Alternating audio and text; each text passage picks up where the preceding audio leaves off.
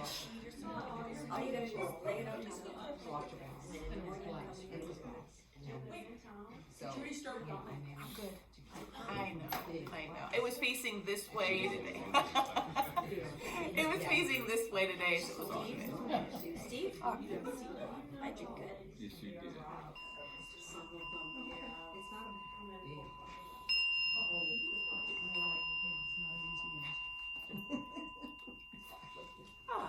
Hi everyone.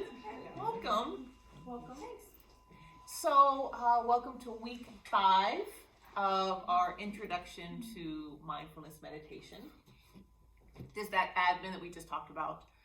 If your ringer is on, turn your phone down if you know how, or turn it off, or not. It's all good. So let's start with just a few moments of a grounding meditation, just so we can all fully arrive. So just finding a comfortable sitting position, please. Maybe it feels good for your feet to be on the earth. Maybe it feels better for your ankles to be crossed.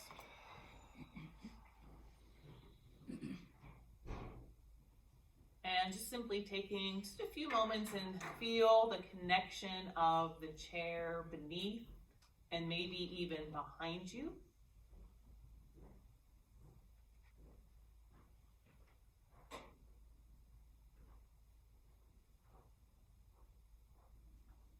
And let's bring our focus into our spine and just giving it a loving lift as we lengthen, staying alert while at the same time relaxed. Larry, you can sit right there if you want. Larry, you can sit there if you want. Pardon me? You can sit there if you want. Where? In the front, in your seat. I'll sit over here. That's all right. Okay. Thank you. Okay.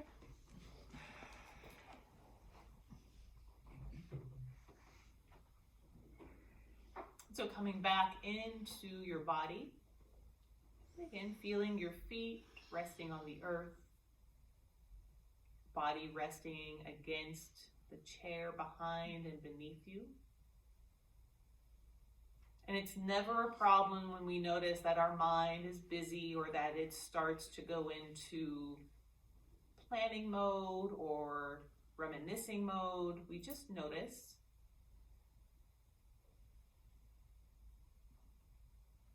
We give our mind some time just to settle into this space with our body as well.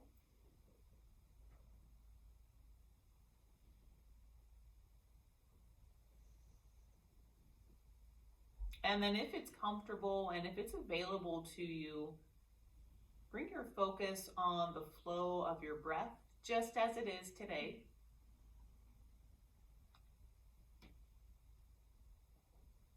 And that can be the breath in through the nose and out through the nose, or even softly out through the mouth, if that's more comfortable for you.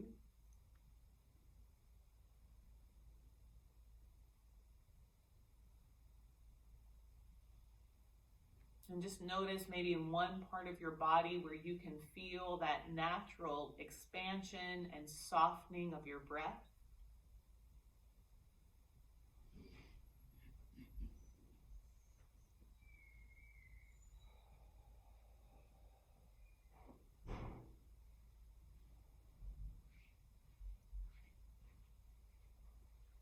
And if you'd like to just playfully notice that pause between your in-breath and your out-breath,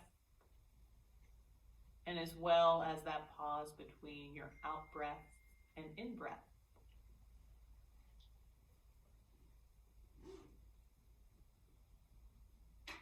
And just allowing yourself to notice that sweet spot, that pause between the flow of your breath.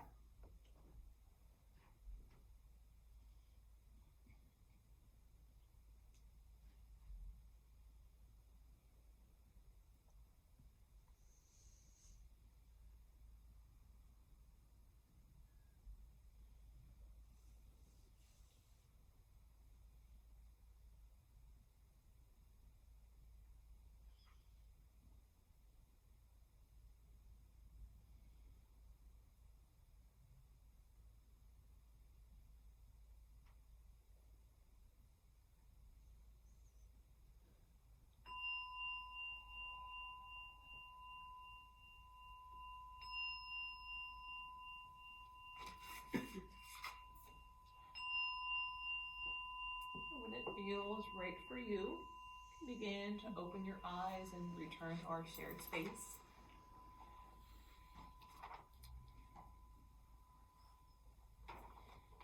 And I'll read our guidelines for our practice, for our circle. Try it on. Be willing to try on new ideas or ways of doing things that might not be what you prefer or are familiar with. Practice self-focus. Attend to and speak about your own experiences and responses. Do not speak for a whole group or express assumptions about the experience of others. Practice both and. When speaking, substitute and for but. Refrain from blaming or shaming self and others. Practice giving skillful feedback. Move up, move back. Take note of who is speaking and who is not. If you tend to speak often, consider moving back. And if you tend not to speak often, consider moving forward. Practice mindful listening. Try to avoid planning what you'll say as you listen to others. Be prepared to be surprised, to learn something new. Listen with your whole self. Confidentiality. Take home learnings, but don't identify anyone other than yourself now or later. And right to pass. You can always say, I pass, if you don't wish to speak. Okay. All right, so I emailed out on Sunday if anyone had any questions about mindfulness of thought, and I got a response. So Dawn was our brave soul who gave me a question. So we'll go over it and then we'll interact with Dawn and see if that was if it hit somewhere in the vicinity of what she was thinking. So the question is, can I change an emotion by thinking about it? If I do, how do I do this? Reciting, may I be happy? So there's several questions. It was a little more, and there was other parts to it, but I kind of just picked out those 3 questions. So we're going to look at this step by step. So the first question is, I think, to ask ourselves is, what is an emotion? So and I'm going to answer this keeping in line with, of course, our mindfulness meditation training. And specifically, if you haven't had a chance to look at our how-to packet from week 1, so in Buddhism, there are 5 classic challenges, or they call them hindrances, and we can consider these the kind of 5 broad ways, 5 broad emotions. The first one is grasping, wanting something more or different from what's present right now. The second one is aversion, fear, anger, or any form of pushing away. Third one is restlessness, jumpy energy, agitation. The fourth one is sloth, sleepy, sinking states of mind and body. And the last one is doubt, a mind trap that says it's no use, this will never work, maybe there's an easier way. So if we start to look at what we're calling these in mindfulness meditation, these are mental and emotional states, or sometimes you'll hear them referred to as mind, body, energies. Obscure the mind from the freedom of the truth of who we actually are. And who are we? These amazingly beautiful, sometimes messy humans having an amazingly beautiful, sometimes messy human experience. So the second question is, how do I go about changing an emotion if I notice this emotion? And again, we want to look at this through the lens of mindfulness meditation. That once we bring our attention to the emotion, it's less about changing the emotion and more on changing our response to the emotion. So Tara Brach says, when we meet them, or the emotions, with mindfulness and care, these mind-body energies become a gateway to increased aliveness. And by aliveness, we're talking about direct contact, waking up to the present moment. So meditation creates the space that the emotional state has even arisen. So we're just kind of embodied in that. So we can even refer to those top 10 tunes that we talked a little bit about. That was part of your encouragement last week, was to start to notice what your top 10 tunes may be. So once you're aware of a tune, you can decide how to respond. Do you keep spinning the same tune, or do you change the song? Do you change the record? So as far as that last question of reciting, may I be happy, that comes also from the handout, and it's specifically on the section about loving kindness or metta. And Dawn and I did not plan this, but coincidentally, that's our focus of class today. I love it when these things work out. So we're going to put a pin in that mantra, that may I be happy, for just a few moments. So just to recap, when an emotion, or we're calling also a mind-body energy, arises, we have the ability to recognize the emotion as a 90-second emotion and choose to lovingly respond to that emotion from a wise heart. Dawn, how did that land with you? How's that answer land with you from what your question was? The article you sent me, I liked, because it explained that all thought really starts with emotion. That's right, and Dawn and I were talking, and it's kind of like, what came first, the chicken or the egg? What comes first, the emotion or the thought? And it's biological, it's physiological. The emotion comes before the thought. It's a sensed, felt feeling. And I concluded that I don't know if I can actually change the emotion, but if I can understand where it's coming from, it makes it easier to accept. Yeah, I love that. And I think, and that's part of, thank you, Dawn, thank you for sharing that and for submitting this question. That's the part of what we're talking about, is rain, if recognizing that there's an emotion, that there's grasping. Ooh, I don't want things to change. Okay, how do I change that? How do I change not wanting things to change? I'm just going to notice it. I'm going to notice it. Can I, where's it coming from? Is it coming from scarcity? I think it'll never be like this again. I'm going to preserve these lilacs for as long as I can, because I may never see another lilac again. And so we hold on to them until they're dust. And so when we say, okay, that's grasping, where's that coming from? And we can sit with that in a really loving and kind of curious way and start to, like Dawn said, understand a little bit more about that emotion. And that may help us to accept it, to make space. Or even if we don't accept it, we can at least make space for it. And then the acceptance can come a little later down the road. Okay, so thank you. All right, so that was our question of the week. So thank you. You'll have one more chance next week. One more chance to ask a question, and no holds barred. Anything over the past 5 weeks. And I'll send that out on Sunday as well. And if you have a question, throw it out there. Nothing's off limits. Okay, so let's talk about just a quick review.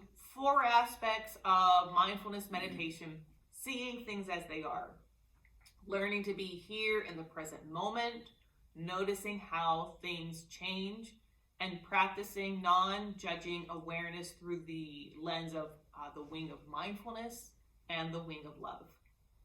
We talked about mindfulness of the body, exploring how to connect our body and our senses to deepen our practice. We can take notice of our breath within the container of the body, but we can also choose another anchor, like sound, like touch, like full body presence. Then we moved on to mindfulness of emotions, making space for the emotions that arise in our practice. Illustrated by those stories of not too tight, not too loose. We don't need to hold on, just find that middle way. And also the story of the 2 arrows, how we respond or react. From here, we talked about rain, recognize, allow, investigate, and nurture for both positive, sticky, and neutral emotions. Last week was mindfulness of thoughts. And when we wake up from our thoughts, we can just pause and open with a sense of kindness and friendliness to the thought and just notice what's happening here in this moment. Again, we can notice the temperature of the room, the sounds around us, the feeling of our body. Last week, we started to get curious about the style of our thought. Is it visual? Is it, are they statements? How do we think? And then opening to these thoughts. And then finally, we remind ourselves that the breath is simply a tool to help us steady and collect the mind. It's not the end goal of our meditation practice. And that's always just a nice reminder that it's more than just connecting to your breath. So Shelley, week 1, your pamphlet, I think about connecting to the breath. Now we're starting to understand a little bit that there's a body involved, there's emotions, and there's thought, and the breath is just a tool that we can use to connect to those. Any questions about any of that before we move on to tonight's practice? Okay. All right. If anything comes up, just raise a hand. So, take a moment. Let's take in this quote from Jack. Jack, we're just going to be on the first name basis, Jack. The idea is not to perfect yourself. The game is to perfect your love. That's really what it's all about. Again, the idea is not to perfect yourself. The game is to perfect your love. That's really what it's all about. And that's our entry point for week 5, titled The Wise Heart, or as I like to call it, Coming Home to Yourself. So we'll use our 3 foundations of mindfulness: mindfulness of body, mindfulness of emotion, mindfulness of thought. We're going to, and we'll see how they inform and complement the practices of the heart. So when we speak of a wise heart, we can look at a number of heart qualities. We can look at loving kindness, which is also referred to in the ancient language Pali as metta. So you'll see those interchangeable, loving kindness and metta. Another heart quality is compassion. Another heart quality is joy. And another heart quality is equanimity. And as I mentioned earlier, we're going to shine a light just tonight on the first heart quality, which is loving kindness. Okay? So, I thought for a little change of pace, I'd read you a little something. So you can just kind of sit back and relax. And I'm going to read you from Pema, from our girl Pema. And it's the book is The Wisdom of No Escape and the Path of Loving Kindness. And I'll share something. I was required to read this book for a yoga retreat many years ago, and at that time, and much like now, I was running late and I just didn't have time to read it, and she kept referring to it over the retreat, and I'm like, whoop. And then when I did make time to read it, not that long after, I was like, oh, there was the light bulb moment. So let me read this to you, because it's chapter 1 and it's titled Loving Kindness. There's a common misunderstanding among all the human beings who have ever been born on the earth that the best way to live is to try to avoid pain and just get comfortable. You can see this in insects and animals and birds. All of us are the same. A much more interesting, kind, adventurous, and joyful approach to life is to begin to develop our curiosity, not caring whether the object of our inquisitiveness is bitter or sweet. To lead a life that goes beyond pettiness and prejudice and always wanting to make sure that everything turns out on our own terms. To lead a more passionate, full, and delightful life that we must realize we can endure a lot of pain and pleasure for the sake of finding out who we are and what this world is, how we tick, and how our world ticks, how the whole thing just is. If we're committed to comfort at any cost, as soon as we come up against the least edge of pain, we're going to run. We'll never know what's beyond that particular barrier of or wall or fearful thing. When people start to meditate or work on any kind of spiritual discipline, They often think that somehow they're going to improve, which is a little bit of a subtle aggression against who they already are. It's a little bit like saying, if I jog, I'll be a better person. If I could just get a nicer house, I'd be a better person. If I could meditate and calm down, I'd be a better person.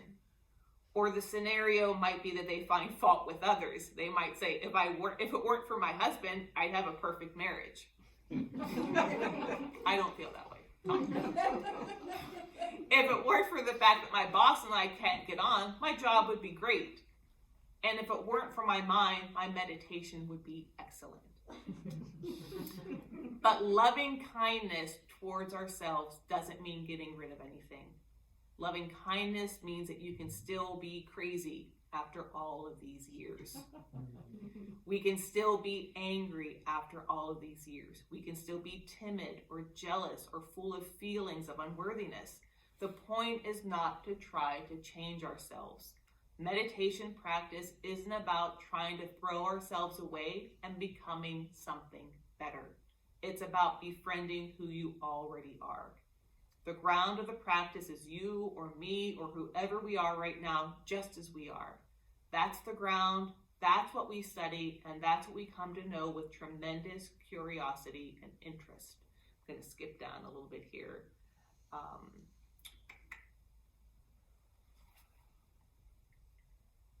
So the ground, and this is the last paragraph. So the ground of loving kindness is ourselves. We're here to get to know and study ourselves. The path, the way we do that, our main vehicle is meditation in some general sense of wakefulness.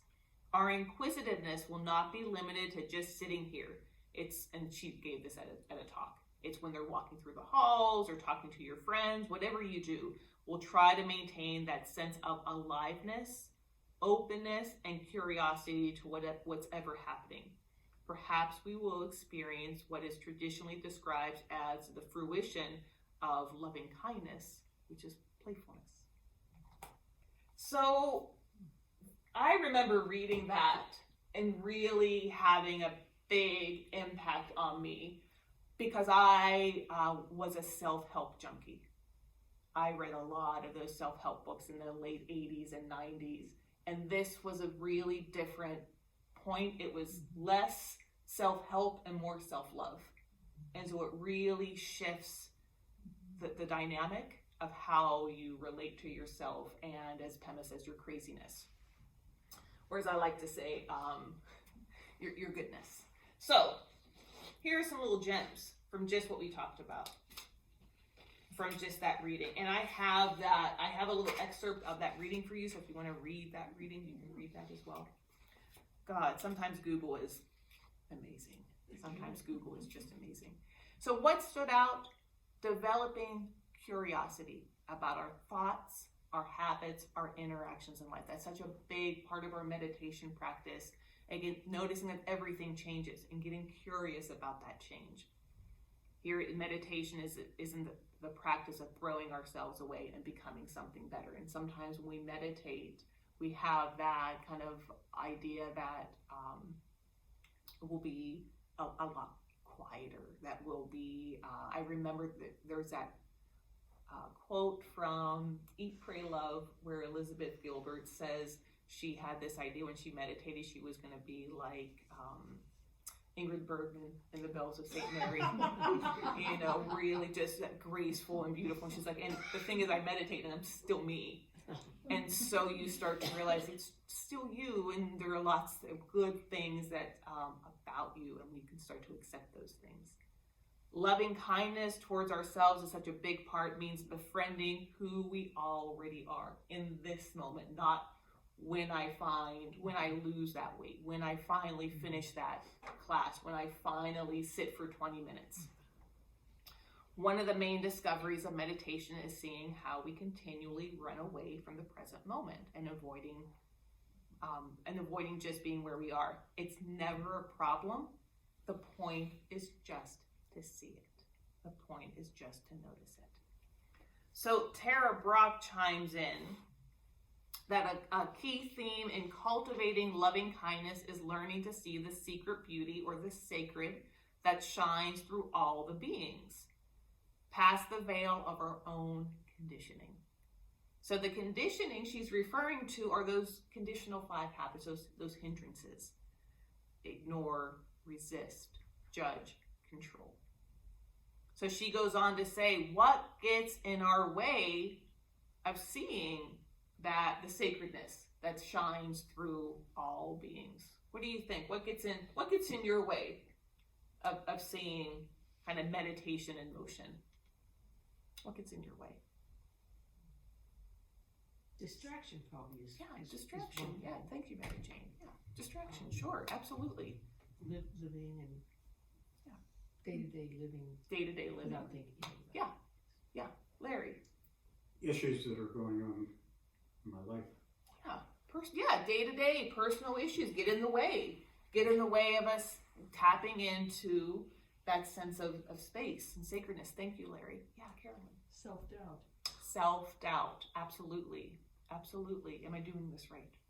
It's a little too easy. It's something must be wrong. Yeah, thank you for sure. Was there someone in the back? Anyone? No.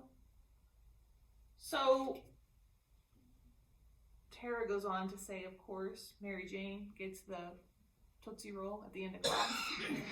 She gets the second Tootsie Roll at the end of class. We're usually preoccupied and lost in thought. The challenge is presence of here-ness and now-ness. I would even go on to say that a challenge is giving ourselves the love and attention that we give to those around us. We're practicing how to tend to our heart so that we can continue to extend that love outwards to others in a really real and natural way. Sometimes I call this practice kind of feeding the headwaters of the mind, body, energy, so that your resources are full, so that you can lovingly and easily extend that out. We can think about someone as a caretaker. It's really important to feed those headwaters, because if you get drained, everything else feels like an uphill battle. So one funny story I thought about of how does that work? What's an example of that? And I thought about this past Christmas. I was late. I guess the theme tonight is I was late sending out my Christmas cards this year. Now I've sent out Christmas cards for 30 years. And so 99% of people sent me cards. Of course, they didn't get one from me, but I sent out New Year's cards, but they still sent me a Christmas card. But my great aunt didn't send me one. And I thought, well, that's weird. I didn't get one from my aunt. Okay. So I sent out the New Year's cards, and then guess what I got in the mail? My Christmas card from my great aunt. And it was one of those reminders. It made me laugh, and it was like, oh, that's what that feels like. Like, I'll give it to you I'll give you a card if I get your card. I only have enough love to give you if you reciprocate that same amount of love back to me. And I thought, oh, isn't that interesting? So note to self is like, make sure you send out Sylvia's card at the beginning of December. But it also made me realize, am I a little bit like that? I'm only going to send that out to you if I only have enough love for you, if I get it back from you in the same way that I need it. You're like, interesting. So this is where loving kindness can say, if I have enough love for myself, I can send out 50 cards and maybe get one in response, and that's okay, or none in response. Once it goes out, I don't have any control over it. But it takes time it takes that practice of, do I have enough love and patience and acceptance for myself, and not needing it, not needing it, but to send it out to other people with that same ease. How's that sound? Yeah, Carolyn. I was thinking, we use that as currency a lot of times. Yeah, and currency. Oh, I love that word. Yeah. Of like, I'll give you this. Yeah. Yeah, so many of those negotiations happen without anyone ever vocalizing it or maybe recognizing it. Kind of like an unspoken currency. But what would it feel like if we had a practice of loving kindness for ourselves and we just gave it out without having that need to keep a ledger of who we got them back from? So thank you for sharing this. Over the past 5 weeks, we've been practicing on that sweet spot between the in-breath and out-breath. Now that practice, and this is why we've been doing it as we move into week 5, that practice is referred to as pausing. You're pausing between the in-breath and out-breath. That's where we can take a moment, we can notice, and we can savor what's happening in this moment. So a little bit going back to Dawn's question, when we can take a moment, we can say, ooh, this is joy. Oh, this is annoyance. Ooh, this is avoidance. And maybe we can even start to know the sensations in our body when we pause, notice, and savor. Ooh, this is joy. I can't stop smiling. Ooh, this is annoyance. My jaw is clenched. Or, oh, this is avoidance. I'm not even sure where I feel this, but I can put a word to it, but can I get a body energy to it?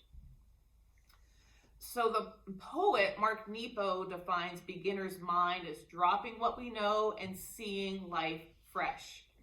He defines beginner's heart as to shed the skin, or those 5 hindrances, and embody life fresh, the exquisite risk to be real. Yeah, the exquisite risk. Yeah, that's pretty yummy. So you can Google loving kindness all day long, and you're going to find a lot of good stuff out there. But the best way to do it is to experience it and is to practice it. So I wanted to really have some time tonight. We're in week 5, so we're going to do a little bit. I'm going to guide you through a meditation tonight, which we haven't done before. Probably somewhere between 9 and 11 minutes. But it's a loving kindness meditation. It was written by Jack Kornfield. And just a few little things about it before we get started. The rule in a loving kindness practice is to follow the way that most easily opens your heart. And what that means is, maybe back in the day they said, think of someone who gives you unconditional love. And you're like, gosh, I don't know. And then you start going off that list. So now we say things like, for goodness sakes. But now we can say things like, where do we find unconditional love? Ooh, I have a pet that I really love. Ooh, there's that place that I really love. I have that nook that I really love to lean into. I have a best friend that I can really go to. So there's a broader place. So when we say, as we go through this guided meditation, anything goes. Just know that. Anything goes. Just follow the path that most easily opens your heart. Now, we're going to circle back to Dawn. Remember that phrase from earlier, may I be happy. So that's a specific loving kindness, that's part of a loving kindness meditation that cultivates a loving heart and a collected, settled mind. Again, this is all from your handout. One way to settle the mind is to recite a phrase like, may I be happy. Now, as we go through this, the question sometimes like, what about if it just feels forced? Then do something else. If it just feels forced, I don't know if we want to kind of fake it until you make it. Just say it until it feels good. Find something that feels better. And I'm going to give you 3 options. I find that sometimes less is more when you have phrases. You don't need 12 phrases to continue to recite. So we will recite, may I be filled with loving kindness. That might resonate with you, loving kindness. May I be well in my mind and body. Okay, or may I be happy. So we'll nibble with those. And if any of those resonate with you, great. If none of them resonate with you, figure out something else that feels good. And if you're like, I just don't know where, just maybe even place a hand on your heart. Just place a hand on your body, or even if you bring your palms together, something that gives you a sense of connection back to yourself. And again, feeding that headwater of love and care and compassion, befriending who you are right in this moment. Okay? Let's see. Okay. Has anyone done a loving kindness meditation before? Whitney, have you gone down this road before? Yeah, Anna, Mary Jane. Okay. So again, it's and Deb, thank you. So it's a practice. It's when we talk about again, there's so much information about loving kindness, and we can say, well, yeah, I can befriend myself, but sometimes again, we're going to sit and just really get into the practice. We're in week 5. So now we understand mindfulness of body. We can maybe notice the sensations of the body. We're going to notice that those thoughts are going to come by. Wow, this is hokey. Okay, that's okay. That's okay. You can just say that's hokey and just move on with it. Or it may be like, oh, isn't that interesting? Isn't that interesting that this feels really different than what I've done before? And again, like we've been saying all night, there is space for everything that you're feeling. And especially if you're new to this practice, from our class agreement, just try it on. Just try it on, okay? So, we're gonna settle into our practice. So, let's find a comfortable sitting position, please.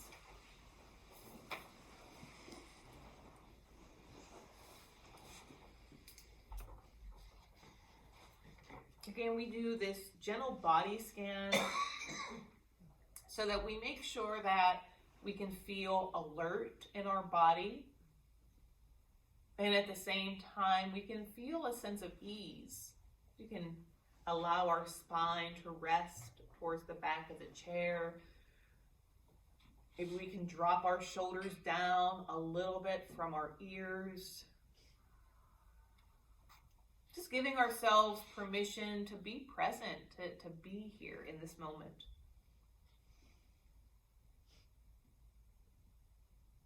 So as you let your body find a sense of ease, and we start, just allow our heart to be soft, to hear these words, to work through this meditation. It's best to begin by directing loving kindness to those you love, because often people can find it difficult. Sometimes we find it difficult to direct love to ourselves. So you can picture or think of someone that you love a whole bunch, where it's easy and uncomplicated. Again, that can be a child, a grandchild, a pet, a favorite place. So take a moment, and in your mind's eye or in your heart center, bring into frame an image of someone that you love unconditionally, where it's uncomplicated. Or again, someone or something or a pet. And then we breathe in and we recite inwardly, silently to ourselves, the following traditional phrases directed towards this person or animal. So imagine you're standing in front of this person or animal or place, and you say to that person, animal, or place, may you be filled with loving kindness. May you be well in body and mind. May you be happy.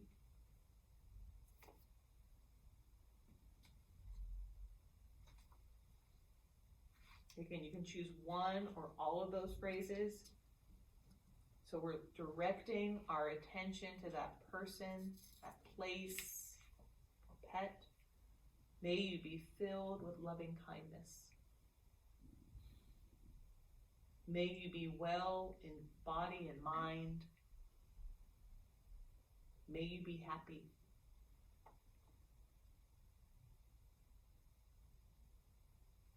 As you continue to silently repeat these phrases, hold this loved one in loving kindness. Adjust the words or images best to open your heart. Repeat these phrases and kind intentions over and over again, letting the feelings permeate your body and mind. May you be filled with loving kindness. May you be well in body and mind. May you be happy. Now, this meditation may sometimes feel mechanical or awkward. It can also bring up feelings of irritation or anger. And if this happens, just be patient and kind towards yourself and allow whatever arises in the spirit of friendliness and kind affection. Again, there's space for everything.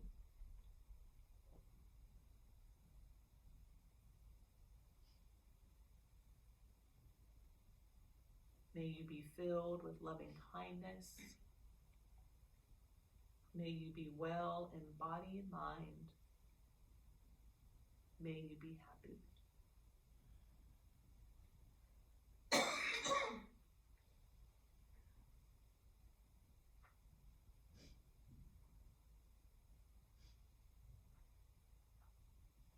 Now, once you have established that gentle, loving kindness connection between yourself and that person, that place, or that animal, can you bring in a second person? Again, something easy, someone, something, or an animal, and extend that same wish of loving kindness to them. So the three of you are held in this circle. Again, the image or the feelings are clear. If the images isn't clear, but the feelings are there, that's okay. We're just planting the seeds of loving wishes, repeating the phrases gently, no matter what arises. The rule in loving kindness practice is to follow the way that most easily opens your heart.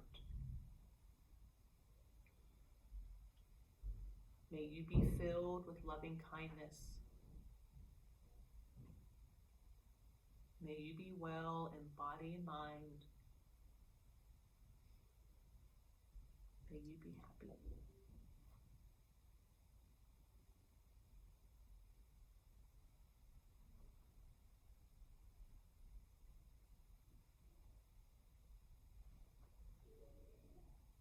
Now we're gently ready to turn that loving kindness towards ourselves.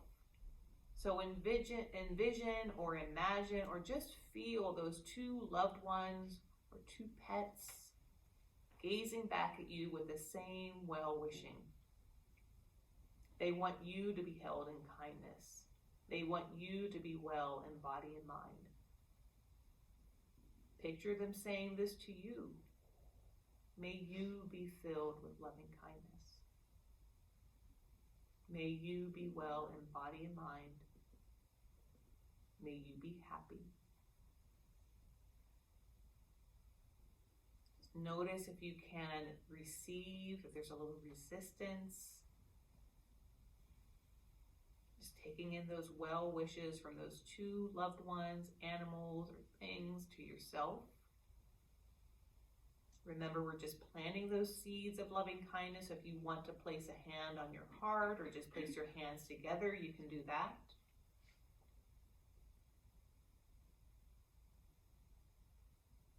And now we take their good wishes into ourselves.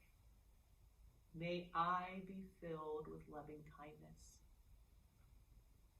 May I be well in body and mind. May I be happy.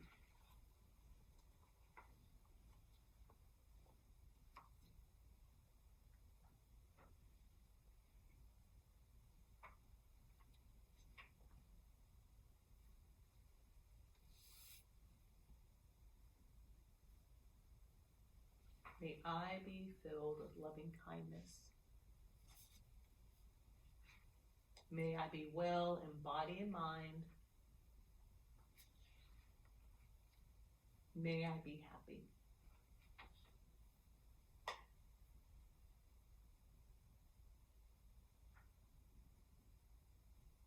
And at some point we can just relax those statements and just notice what we may be feeling in our body. We may notice emotions or thoughts coming up.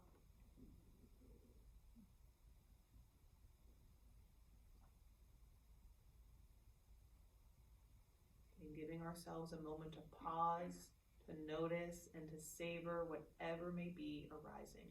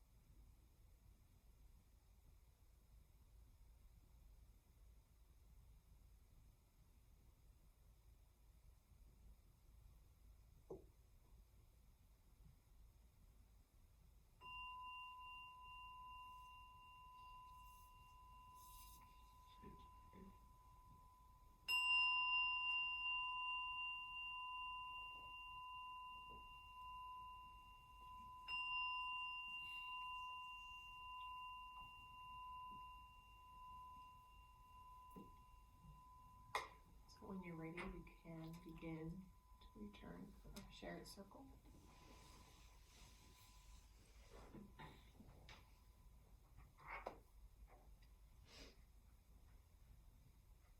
Does anyone feel comfortable or want to share what their experience was like? Whether it was anywhere on the spectrum. It was peaceful. Peaceful.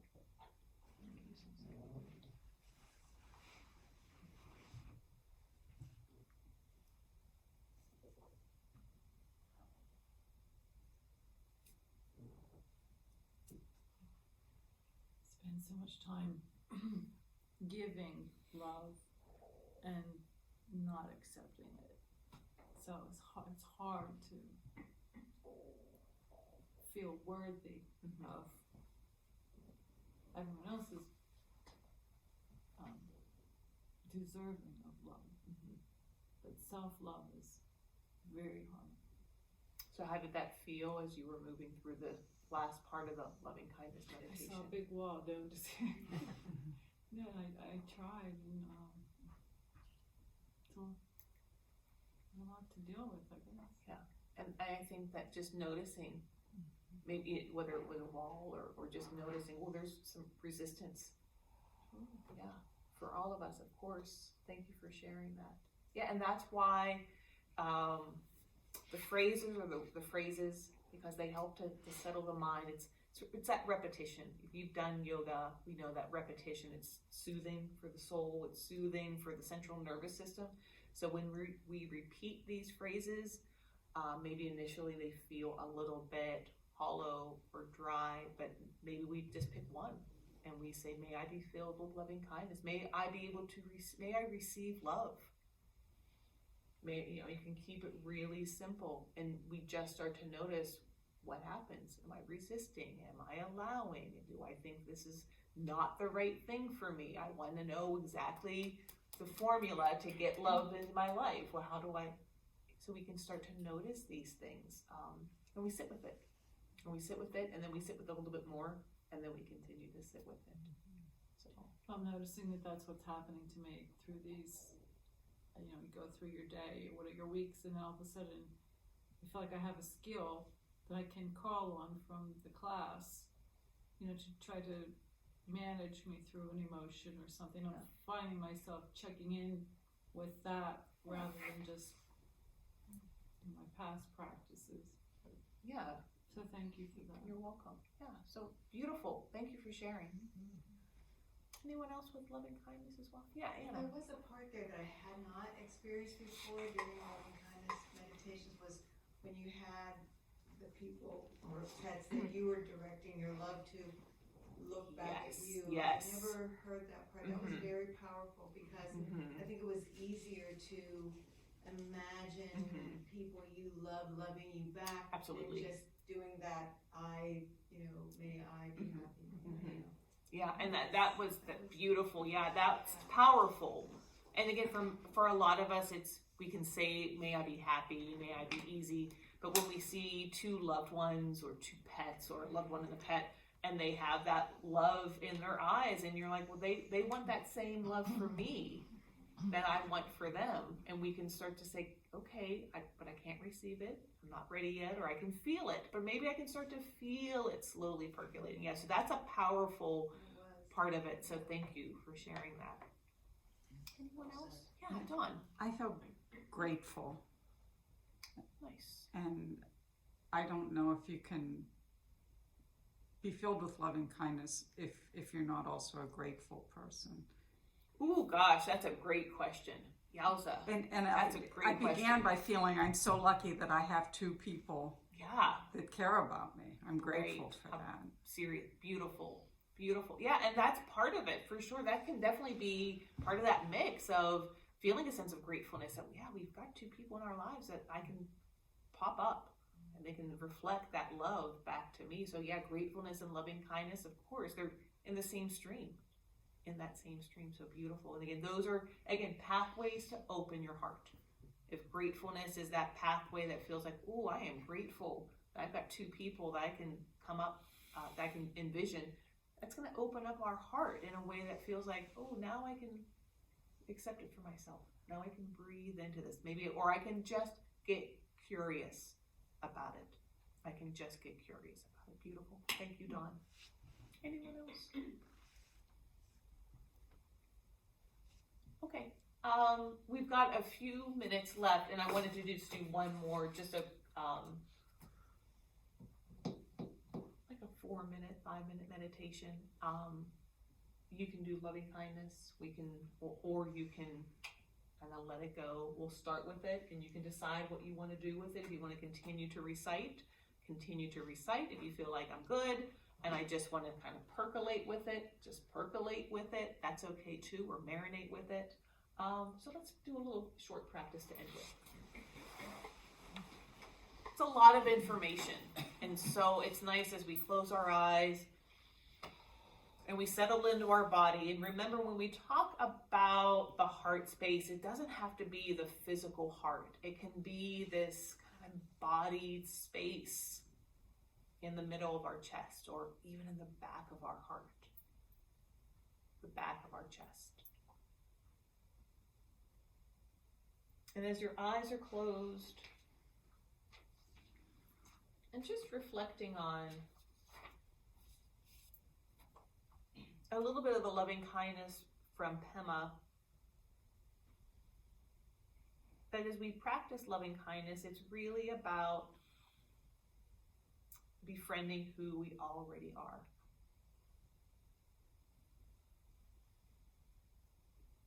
And maybe noticing that we run away from things that feel sticky or uncomfortable or unpleasant. And as we've been talking about the past few weeks, can we just make space for it? Just notice it. We don't have to investigate all parts all the time.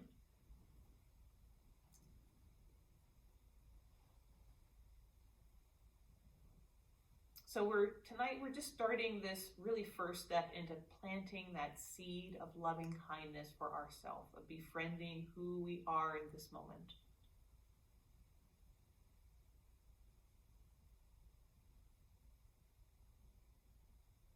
So again, you can visualize those two loved ones or two pets, and yourself in that embrace of loving kindness, and just planting that seed tonight. May I be filled with loving kindness.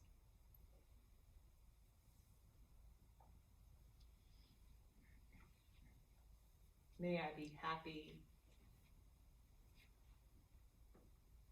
May I be well in body and mind.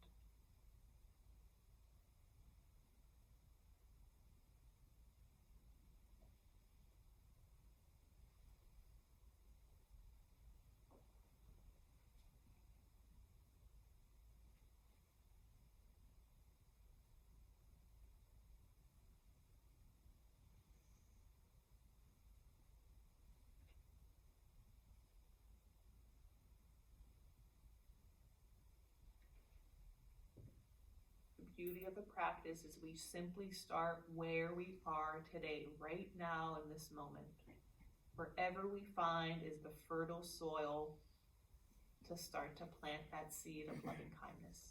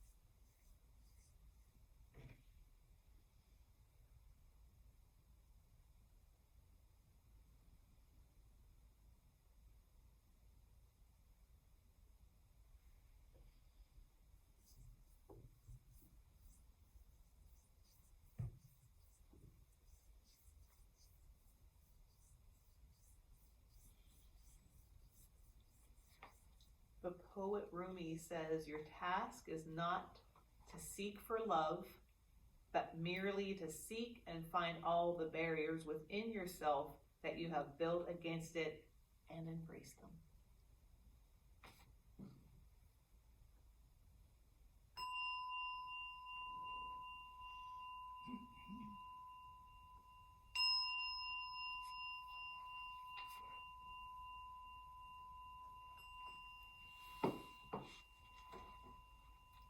And when you're ready, you can return once again to our shared space. Okay, so that was Loving Kindness 101. It's really just the tip of the iceberg as we start. So what's our encouragement for the week? And again, it's one of those, over the next week, if you feel like you want to email me about, hey, I've been sitting or not sitting, or I just really wanted to see what this meditation thing was all about. It's all good. But if you are working towards, I think I want to start a meditation practice.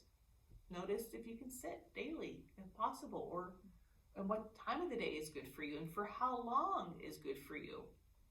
Notice when it feels good. Let's take Jack's advice and same idea. Do whatever most easily opens your heart with meditation. Don't make it so challenging for yourself. I have to get up at the sacred hour at 3:30 every morning. Probably not. Okay. And then bring loving kindness into your life. Notice your connection with your loved ones and send metta or loving kindness to people you encounter throughout your week. And that's the practice that we did not do today. If you've been in yoga class, we talk about sending it to ourselves and sending it out to our community and then sending it out to the world. I just wanted to take a moment and just let it marinate with where we are tonight. But we can also, again, feeding those headwaters. When we feel that sense of loving kindness and for ourselves, we can more easily extend it out to those around us. And we don't have to wait for their card to come in before we send the card out. Thanks, Aunt Sylvia. Anywho, we all have one. we all have one. We all have one for sure. So next week is week 6. Week 6, and we talk about week 6. How do we bring this out into the world? Again, this is all depending on where you are. If you have a meditation practice, a formal practice, and you're wondering, well, how do we become a little bit more informal? Or what does this all mean? And I feel like over the past 5 weeks, you've already been starting to understand with mindfulness of body and mindfulness of thoughts in our day-to-day interaction. And this is just a little bit more. Week 6 is that nice re-entry. So you've done this first 5 weeks. How do we take it out with us and really make it something that we use in a real way, in a personal way, that helps to transform our lives? Okay? All right. As always, everyone, thank you for making time to be here. As soon as the video is uploaded, I will send it to you. And it also has this excerpt from the Pema book if you feel like you want to purchase this book. Highly, highly, highly recommended. It's Will you have beautiful. it? That'll be in the. That's it. Yeah, In the notes. It's in the notes, and the Rumi poem is in there too. And yeah, okay, very good. Thanks everybody. Thank you. Thank you.